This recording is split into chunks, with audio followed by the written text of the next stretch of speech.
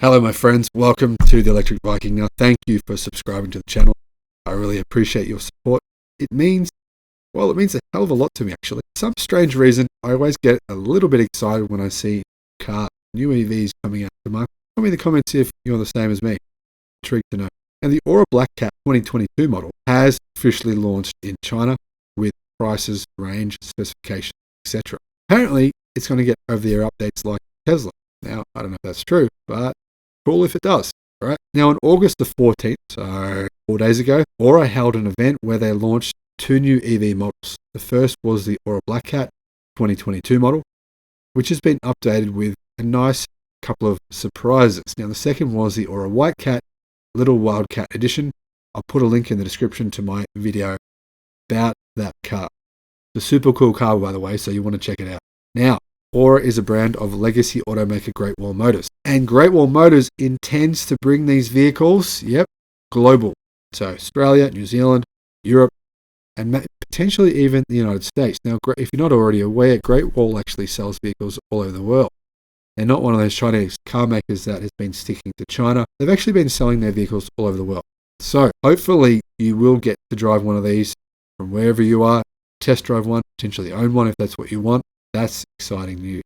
Now, ORA was launched by Great Wall in 2018, and currently they sell 4 different models of car. They focus on kind of hip, interesting new electric cars, and their marketing is very focused on females. So basically when they launched this car, they did it like a fashion show in order to attract women to the brand. Now, during the launch, Dong Yudong, the CEO of ORA, said, "Women in the new era have a tough and courageous attitude towards life. They dare to break the status quo. They have the courage to pursue their own happiness and be the queen in their lives." Yudong also mentioned that ORA is the car brand that loves women the most. I'm not sure about his claims on ORA loving women the most, but whatever. What are the specs and the details of this car? Now, the first ORA Blackcat was launched in 2019 at the Shanghai Auto Show, and it was the cheapest EV in China at the time. Now, of course, this has radically changed. You can buy EVs for far less than what this sells for now in China. But are they as good as this? Well, I don't know. That's debatable. Now, this is the first update for the car, and not a whole lot has changed, but the interior and some of the specs are different. Now, the exterior design remains the same. The size is the same. The length is the same. The width is the same. And the height is the same. It's 3.5 meters long, 1.66 meters wide, and 1.56 meters high.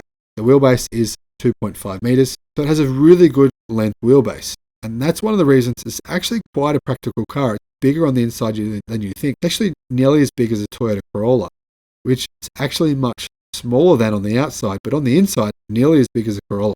Very practical car. But to give you some context, it's much bigger than a Wuling Hongwan Mini EV, which is 2.9 meters long. So it's about 0.6 of a meter longer than the Wuling Hongwan Mini EV. Now, unfortunately, power is the same as the old model. It comes with a 48 horsepower in the base model and 61 horsepower in the higher range model, with 125 newton meters and 130 newton meters respectively. Now, what about battery capacity? Well, the base model comes with 301 kilometers of range, the mid-range model comes with 351 kilometers of range, and the higher end model comes with 405 kilometers of range. Now, all of these, of course, are NEDC range, so not real-world range. Real-world range, you're probably looking at remove maybe 70 to 90 kilometers from those numbers. Still very good range though for the price. So what is the price there? Well, the price ranges from 69,800 yen to 85,000 yen. So the base model costs 10,800 and the top spec model costs $13,000 US. So really, it's a bargain. You can compare this car to cars coming out of Japan. Sure, those cars might have more power, but how much do people really care about that in this sort of level of car? I'm not sure people are so concerned about driving like super fast hot hatches at this sort of part of the market, right? So for $13,000, you can get a car, an EV, which has the same size interior as a Toyota Corolla, or nearly the same, and will give you at least 300 kilometers of range for $13,000 US. I've got to tell you, I think there are literally hundreds of millions of people who would be excited to be able to buy this car. So the other thing that has changed that I spoke about before is the interior. the interior has had a significant facelift, which is really good because the old one's interior wasn't that great. And the new one has a new LCD screen, which is kind of integrated better into the car. It has two LCD panels. One is 10.25 inches and the other is 7 inches.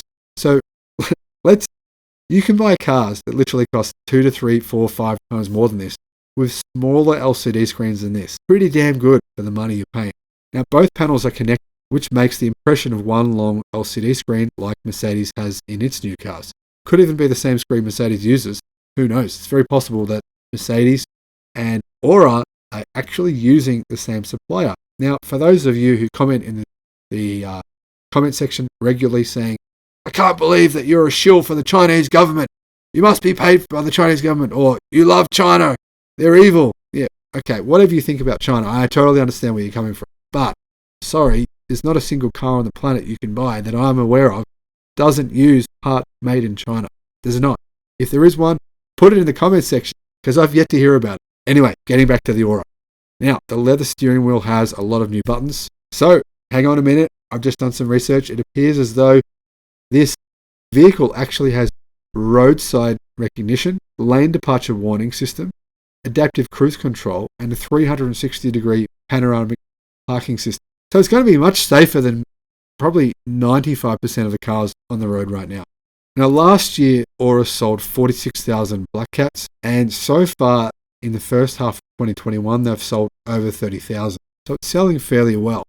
These new upgrades, I think, should help it sell much better than it has in the past. So really, it makes sense that ORA hasn't gone and changed the car drastically because it's already doing well. Let's just improve what we have here, make it a better value proposition, and therefore increase sales that way, which I think makes a lot of sense. So one final note, this is not a quadricycle, as the Wuling Hongwan Mini EV is technically a quadricycle. But guys, you need to realize, some of you have been commenting on some of my videos and in Facebook saying that the Wuling Hongwan Mini EV is not a car, which you're correct. In China, it's technically a quadricycle, but people in China don't care. So as far as they're concerned, it's a car.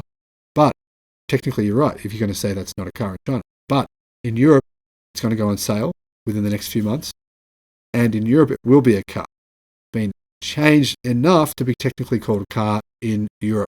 So if you're still calling this thing a quadricycle, well, you're half right, you're half wrong. Thanks for watching the video. I look forward to seeing you on the next one. Bye-bye.